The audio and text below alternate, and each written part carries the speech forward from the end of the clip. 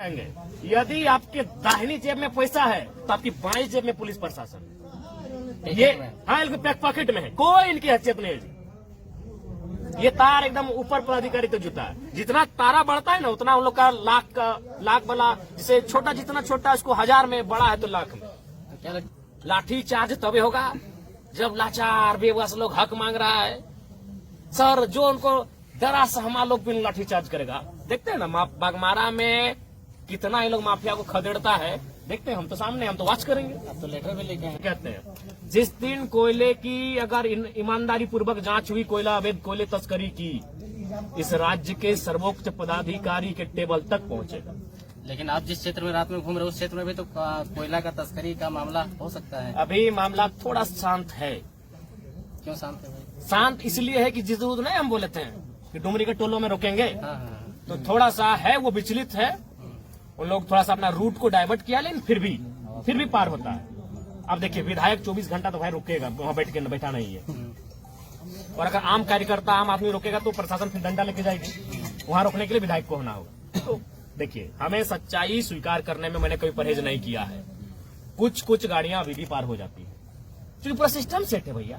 लेकिन हाँ इतना खौफ है कि जिस दिन सुने हाँ कि बिहार की मंडी में भी चर्चा है कि एगो नया लड़का जीत के आया है और टोलवा उसी के इलाके में पड़ता है। तो ये तो है कि जिस दिन हमको थोड़ा सा टाइम भी नहीं मिलता है, 3-4 को विधानसभा जाना पड़ता है, रात को 2 बजे के सोते हैं, फिर 10 बजे, या तो जो सरकार में भी बैठकर क्रांतिकारी डिसीजन होगा तभी ये शांत होगा, और नहीं तो कुछ नहीं। एकदम स्पष्ट कहते हैं इनका लाठी चार्ज तभी होगा जब लाचार बेबस लोग हक मांग रहा है सर, जो उनको डरा सहमा लोग भी लाठी चार्ज करेगा। देखते हैं ना बागमारा में कितना ये लोग माफिया को खदेड़ता है, देखते हैं, हम तो सामने, हम तो वॉच करेंगे। अब तो लेटर भी लेके आए सीएम को। बिल्कुल हमें खेद है, हम बोले हम कुछ विषयों पर जो गलत है उन पे हम बोलेंगे, लेकिन एक मानवता के नाते हमें भी पीड़ा है कि भाई एक संवैधानिक पद पे जो व्यक्ति है, एक माफिया कैसे मारेगा यार उसको? एक माफिया मार देगा, पत्थर से मार दिया है और अभी सामने से मारा है। जो वहाँ लोग कह रहे, चूंकि यह पुलिस का मामला है, डर से हमें कुछ कोई बोलेगा नहीं, सब जरा मत थोड़ी है कि मुंह खोल देगा, कलेजा चाहिए ना भाई। वहाँ सुनिए, चूंकि एक तरफ माफिया है और एक तरफ पुलिस है, और पुलिस का बड़ा घायल हुआ है, कोई देखा भी तो नहीं कुछ बोलेगा, पीस जाएगा। वहाँ क्या हुआ है कि माफिया को पकड़ के ले जा रहे थे डीएसपी महोदय, गाड़ी में बैठाने वाले थे, तब तक उसका समर्थक लोग ला जाके उनको पत्थरबाजी करके घायल कर दिया है। वही देखते हैं प्रशासन का, और आज उनका कार्यवाही बता देगा कि वो सेठ है कि नहीं है। अगर धनबाद से कोयलांचल से धनबाद बोकारो मिलके और कुछ कोलियरी का हिस्सा मिले कोयलांचल बनता है, अगर कोयलांचल में माफियाओं का मनोबल गिरता है तभी समझिए कि पुलिस निष्पक्ष और ईमानदार है, और नहीं उसके बाद भी अगर कोयले की काली कमाई जारी रहती है तो सोच लिए वो सेठ है। तो क्या पुलिस अपना जान जोखिम में डाल के पैसा कमाएगी? जी बिल्कुल, जान जोखिम में कहाँ है जी, सर जान जोखिम में कहाँ है? कपार फोड़वा लिया वो तो मैंने जब उनको लाने जाए लगा, गाड़ी में बैठाने लगे, तब उधर से मैंने जो ग्रामीण देखा, जिन्होंने जो डरे समय हमको सुनाए, तब उनके साथ ये घटना हुई। हम घटना की बिल्कुल भर्त्सना करते हैं, निंदा करते हैं, और हम प्रार्थना भी करते हैं कि स्वस्थ होकर वो शख्स, वो पुलिस का पदाधिकारी हम सबों के बीच आए। लेकिन गुस्सा है हमें कि कैसे माफियाओं का मनोबल इतना बढ़ा है, कैसे। लेकिन जयराम जी, अगर इस घटना के तह तक जाएंगे तो 2 राजनीतिक दल, कहा जाता है कि एक सांसद और दूसरा जेएमएम पार्टी के जो भी नेता है, उन दोनों गुटों के बीच में ये झगड़ा हुआ था।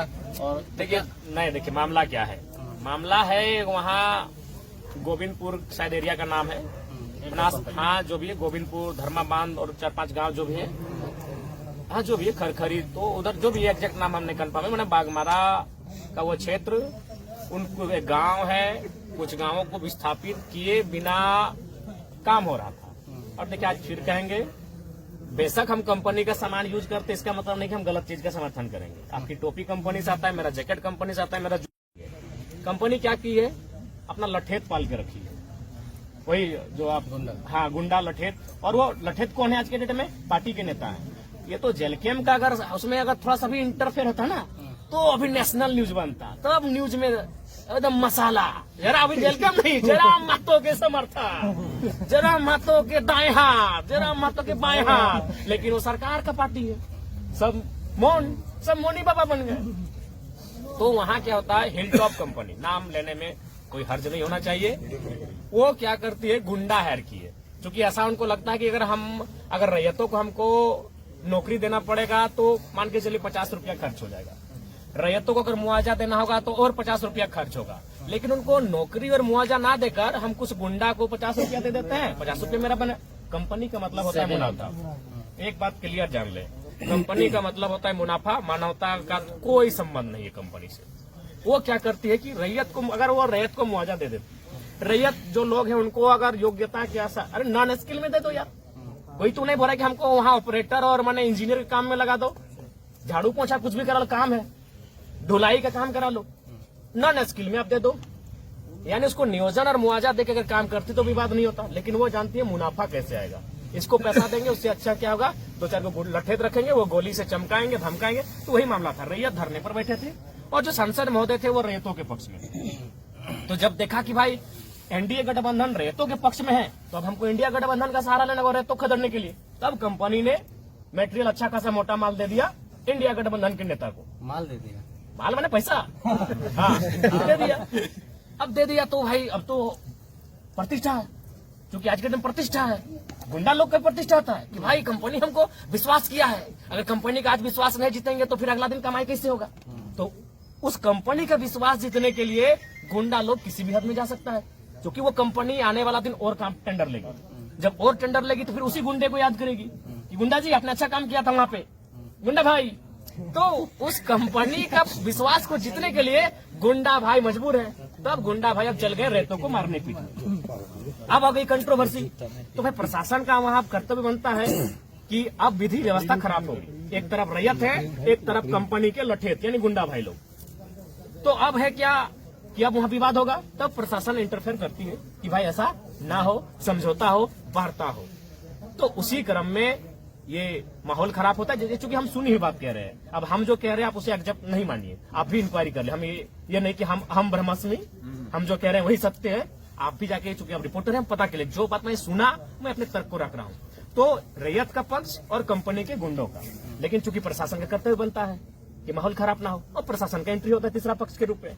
होता है झड़प होता है, तो प्रशासन को लगता है कि ये बदमाश है, ये गुंडा है, ये माफिया है, उसको पकड़ के वो गाड़ी में बैठाती है। अब उसी क्रम में उस गुंडों के समर्थक एसडीपीओ महोदय को घायल करते हैं। ये हमारी काली सच्चाई है।